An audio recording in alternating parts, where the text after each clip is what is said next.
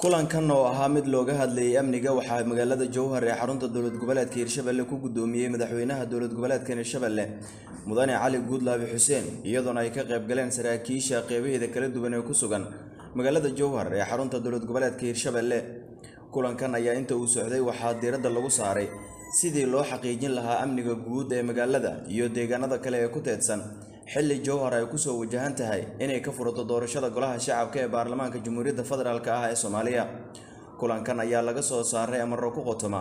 sidii looga hortagi lahaa waxyaabaha maanka dooriya oo ay dhalinyaradu qaarkood isticmaalaan wasiirka wasaaradda amniga gudaha dowlad goboleedka Hirshabelle oo warbaahinta la hadlay ayaa tilmaamay in gabi ahaan ballaamaha amniga la faray sidii ay uga hortagi lahaayeen cid walba oo amniga qalqal gelin karta iyo cid walba oo maandooriyo ku isticmaasha gudaha magaalada bismillaahir rahmaanir rahiim maanta oo sabti ah taariikhdu ay ku beegan tahay 18ka bisha 12aad 2021 waxa madaxtooyada dowlad goboleedka Hirshabelle ee ka dhacay shirka amniga dowlad goboleedka Hirshabelle oo shir gudoominay madaxweynaha waxaana maanta shirkaasi looga hadlay horumarinta iyo arrimaha amniga waxa warbixin loogu dhageystay saraakiisha hay'adaha kala duwan amniga hadii aan lahaayeen booliska nabadsuugida iyo militariga iyo wada shaqeynta hay'adaha amniga ka dhaxayso iyo howlgaladii maalmahan ee lagu baacsanayay nimanka argixisada ah hadii aan lahayd caasimadda iyo dhammaan deegaanada ee dowlad goboleedka Hirshabelle rumaantii halkaasi waxa la isku dhaafsaday wax qabadkii iyo shaqooyinkii socday ee amniga sidoo kale waxa ka soo baxay awaamir oo soo saaray madaxweynaha anigoo gudanayo waajibaadkii madaxweynaha ii soo igmaday iyo awaamirtii madaxweynaha wuxuu madaxweynaha dowlad goboleedka Hirshabelle maanta oo soo saaray amar ah in dhammaan laga hortago muqaadaraadka iyo maandooriyaasha ku soo batay deegaanada dowlad goboleedka Hirshabelle oo ay ugu weyn yihiin hadii aan lahayd drugska magacyada loo kala yaqaano xashiishka iyo khamriga iyo taabuuga iyo dhammaan maandooriyaasha oo aad ugu soo batay deegaanada dowlad goboleedka Hirshabelle in lagu cirib tiro waxa amrayna hay'adaha amniga iyagoo gudanaya waajibaadkooda shaqo in maanta laga bilaabo aan lagu arki karin deegaanada dowlad goboleedka Hirshabelle waxyaabaha maanka dooriye aan soo sheegnay haduu aan lahaa khamri haduu aan lahaa xashiish haduu aan lahaa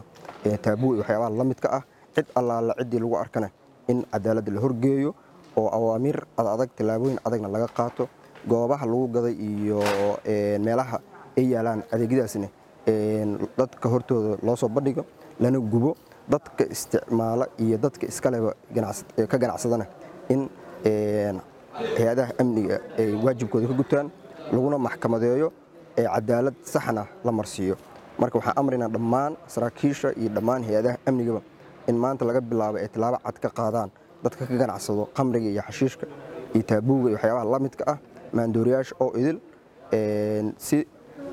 dadka iyo deegaanka looga badbaadiyo waxyaabahaas iyo haday ay ku soo noqdaan waxa gacanta ka baxa amniga waxa gacanta ka baxo dishibliinka iyo akhlaaqda wanaagsan ee diinta islaamka si aan u badbaadino marka akhlaaqiyaadka bulshadeena waa in la cirib tiraa maandooriyaashaas awaamir buuxda ayayna qabaan